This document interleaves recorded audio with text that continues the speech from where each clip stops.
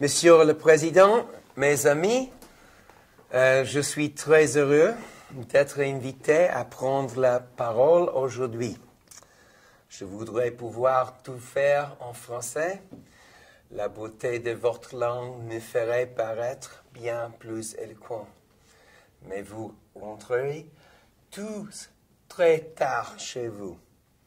Et sûrement un peu confus à cause de mon magnifique accent irlandais. Bonjour, je m'appelle Bono. I'm not a famous academic. I'm not a dedicated politician. I've never been to prison for my politics. Though, looking back, I've had some haircuts that should have been illegal. Just an Irish musician with a loud mouth. So it's a surprise, but also an honor for me to share this moment with you, because it is an important moment, very important moment. Reading the news, who would blame you, Mr. President, if you'd said we've got so much on our plate right here in France, in Europe, we just haven't got time or resources to think about anywhere else. But you didn't. Minister Moscovici isn't short of domestic problems to solve either. Canny Minister Canfin's skills could work on a few matters closer to home as well. But that doesn't seem to be the French way. 200 years after France taught the world about liberté, equality and fraternité, you're still holding tight to the idea that a denial of human rights anywhere is a threat to those rights everywhere.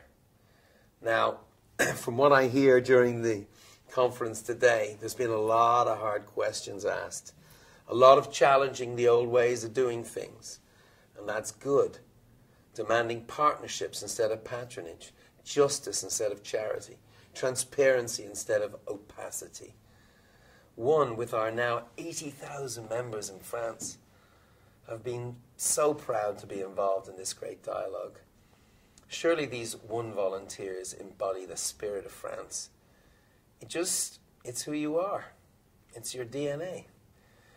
Even in the dark hour, you don't forget that the French ideal belongs to everyone, not just to France. It's heart-stopping stuff, actually. It's mind-blowing, the progress that's been made. And I think we should stop and think about it. Because who knew that we could cut the poverty rates? Extreme poverty rates have been cut in half since 1990. Experts tell us that if we keep this momentum going by 2030, the percentage of the population living on €1 a day, less than €1 a day, is going down, down, down, down, all the way towards zero. Can you imagine that? Isn't that amazing? And France has been a major leader on this. The fight against AIDS, TB, and malaria, what an incredible record. More than 8 million people now on life-saving AIDS drugs, 500,000 of them thanks to French money. Malaria cutting 75%, I think it is, 75% in 8 African countries since the year 2000. And at the heart of this incredible progress, the Global Fund.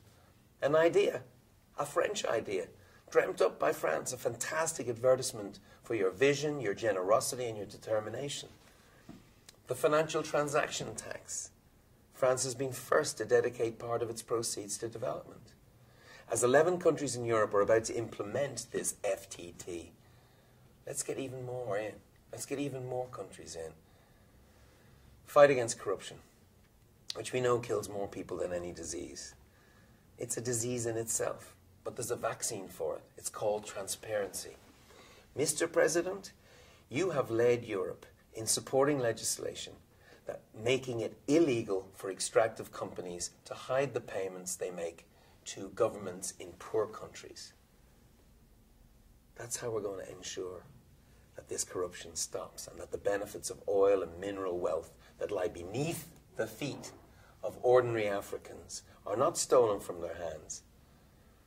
This is big stuff, big stuff. And we would like to see this become the global standard, not just in extractive industries, but even further. You're a leader on this. Now, I could go on, but I don't want to wear out my welcome if I haven't already. My larger point is just thinking big. Please continue to think big, think long term. I know it's hard.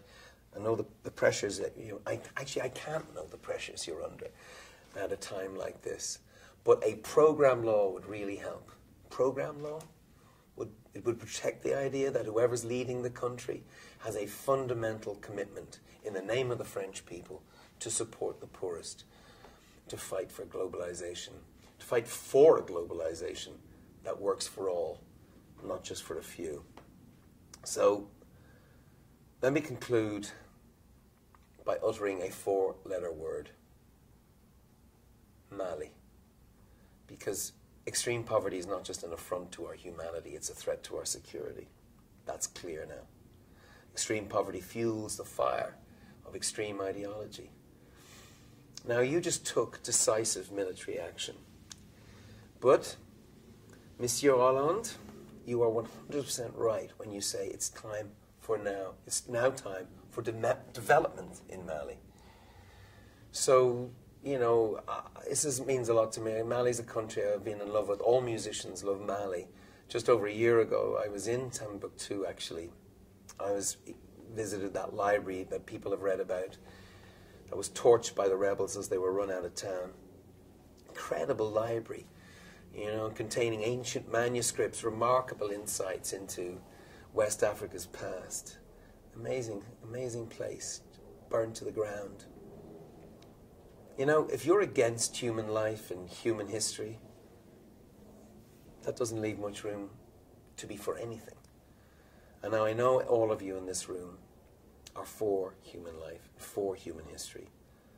Your strategy, not just for Mali, but for everyone is the same.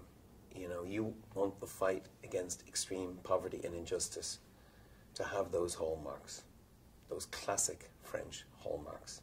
So let me end by just encouraging you to be French. Just be more French and be bold. Merci.